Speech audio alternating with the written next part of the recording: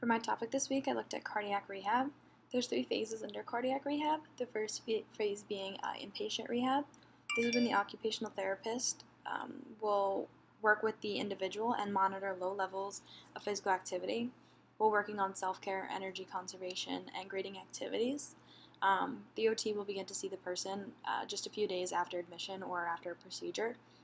And then this phase can last anywhere from 1 to 3 weeks, depending on the individual. And the goals in this phase to move on to phase 2 will be reduction in anxiety, which Nathan does report, as well as increased independence and conditioning. Phase 2 is an outpatient program. If the patient isn't strong enough to withstand outpatient, then home care will take place. In this outpatient setting, more advanced exercises than the low levels in phase 1 will take place. These are still monitored, and they include fast-paced walking and walking on an incline.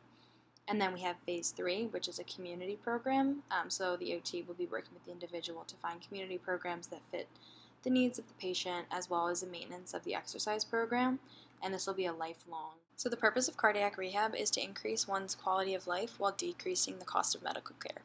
So OTs play a really important role in this by teaching self-care, reinforcing cardiac precautions, grading of activities, education on energy conservation, as well as medical management and family education.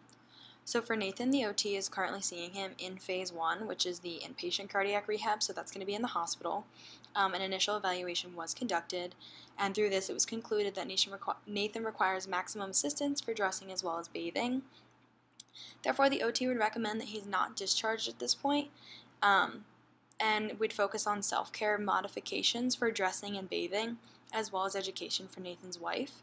As I said earlier, the goals for inpatient are reduction in anxiety, increased independence and conditioning, and because Nathan doesn't have increased independence and conditioning yet, he can't be discharged. So by modifying dressing and bathing and education for him and his family, those are going to get him to the goals of to meet phase 1. That way he can move into phase 2 of the rehab. So for my interactive piece, if you guys want to click on the link below, it's going to bring you to Prairie Lakes Healthcare System, and it's going to talk about the cardiac rehab that they have in their facility. On this website, they talk about the 4 phases of rehab, and I only addressed the 3. So depending on the source that you find, it's going to say either 3 or 4, and in this case, Prairie Lakes discusses 4 phases. And their 4th phase I did discuss, but I combined it with phase 3 because those are the sources that I found. And phase 4 that Prairie Lakes talks about is just the unmonitored exercise program that's going to be lifelong to increase cardiovascular health.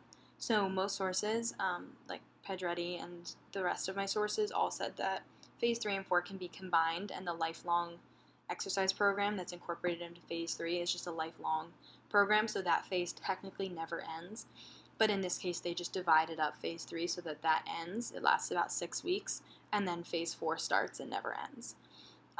Also, there's a video on here of a woman who actually experienced cardiac rehab at this place, and she talks all about her experience and everything that went on. So if you guys want to watch that, it'll be super helpful for you to get a better idea of what cardiac rehab really is.